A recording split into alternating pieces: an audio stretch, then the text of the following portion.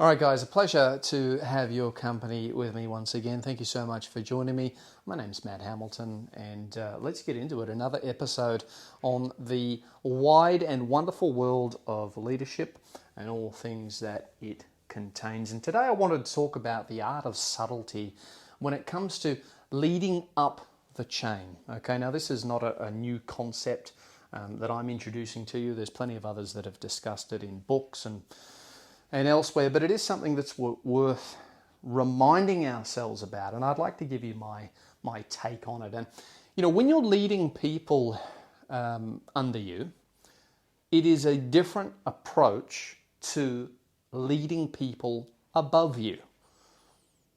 Now sit and think about that for a second. That might not make sense to you. You go, well, hang on a minute, how do you lead people that are leading you?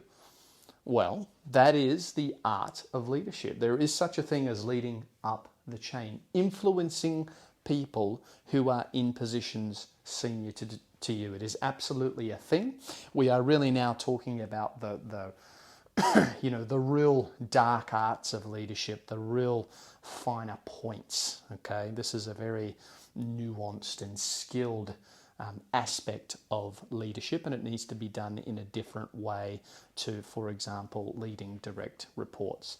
When you are leading direct reports, you obviously have the authority. Okay, you have hopefully the respect that comes with that, and you're going to be playing a little bit more of a directive role. And I want to clarify, be very careful on this point. I don't mean you're not taking on board the considerations of others. I don't mean that you're not being consultative and that you're not taking on board feedback and asking other people what they think. That's not what I'm suggesting at all. You should be doing all of that. But at the end of the day, when it comes down to a final decision, it is your call to make with respect to direct reports, and you do that. When you are leading up the chain, it is not your call.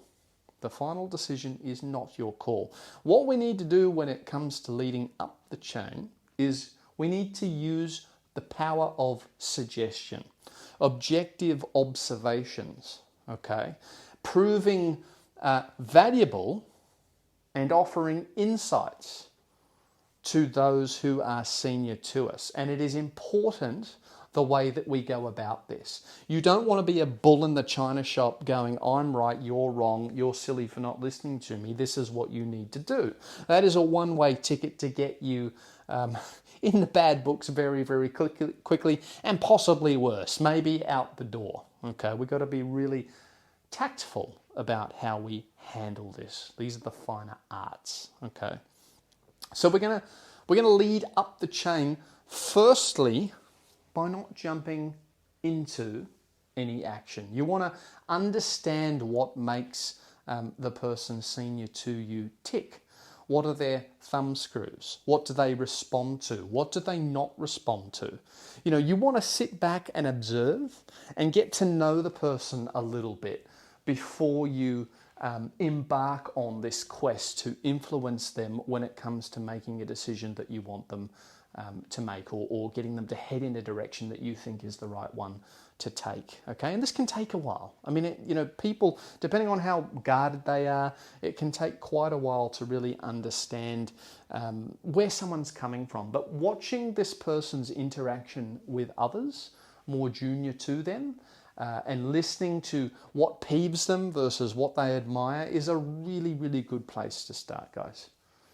Okay, I'm a big fan of homework and planning and doing your due diligence.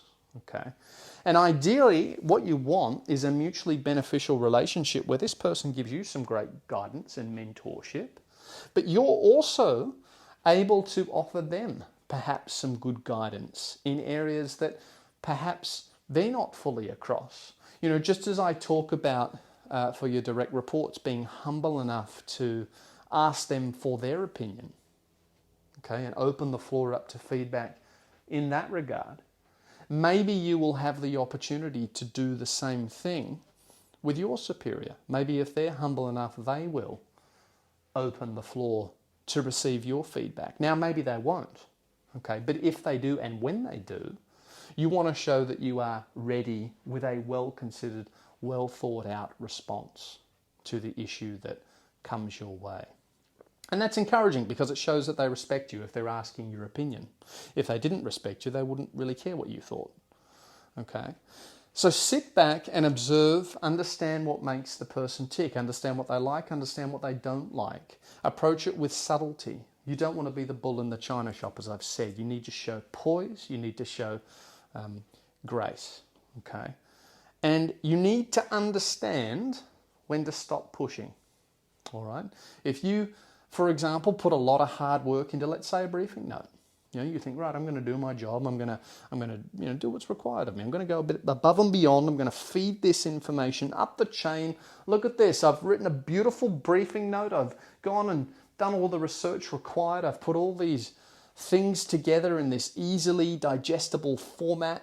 Beautiful executive summary. All the information that my boss needs to make a great informed decision is right here within these pages. I've done all the work for them. Well, that's all well and good, but they still might not go the way that you recommend they go. And at that point, you need to accept the decision. So you need to understand when to push, and you need to understand when to stop. Take a step back and accept the decision. Okay, so understanding what your responsibility is, where that responsibility ends and where it begins is crucial. Just because you've worked hard on putting together an evidence-based briefing note, for example, doesn't really matter. If the boss decides not to go with your recommendation, they don't go with your recommendation. But ideally what you want to prove is that A, you're capable of putting together a really good evidence-based and objective briefing note, right? That's useful. And secondly, you want to demonstrate that you can accept when things don't go your way. You understand the nuances with respect to diplomacy and human relations. Very important when it comes to dealing with a superior. All right? You understand when to push, you understand when to stop. Okay? And maybe that briefing note, it's not lost to the world. It doesn't mean that it will never see the light of day again. Keep it on file. Maybe it will be really useful if there's ever a change in that leadership position. Who knows? But don't take it personally. Don't get emotional. Understand that you've done your job, okay? And that person senior to you is now doing theirs. Hopefully they've considered the information that you put forward and they're now going to make a decision that they think is best. All right? But the quick way to lose respect is to push and become adversarial, okay, with respect to feeding information up the chain and trying to get a result leading up the chain. Being adversarial and confrontational and throwing your toys out of the cot, so to speak, is not the way to do it. Stop, take a breath, accept the outcome, all right, and live to fight another day. They are the nuances of leading up the chain. Okay, you need to understand what makes the person tick. Also, timing. Don't forget timing. Timing is everything. There is a time to raise a topic and there is a time not to raise a topic. You need to understand what is stressing your superior out. You know, maybe they have been in leadership meetings all day and there is an issue that you know is on their plate that stresses them out. That would not be the right time to raise your concern or gripe. Wait, be patient, step back, master the art of timing. Timing is absolutely everything, okay? The thing is, your superior is human just like you, all right? Just because you're at an executive level of management does not mean that you don't have the same stresses as everybody else, all right? Common misconception.